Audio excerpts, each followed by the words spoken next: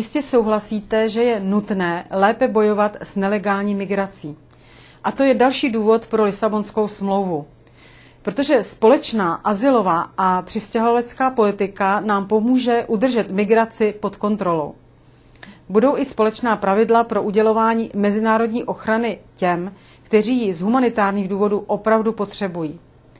A nevěřte zlomyslným lžím, že k nám jižní země budou posílat azylanty. Společná migrační politika také pomůže bojovat proti nedůstojnému obchodování s lidmi.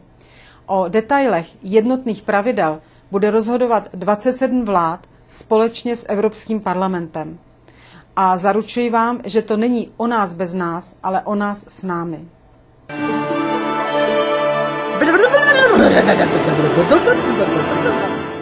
A nenechte se strašit.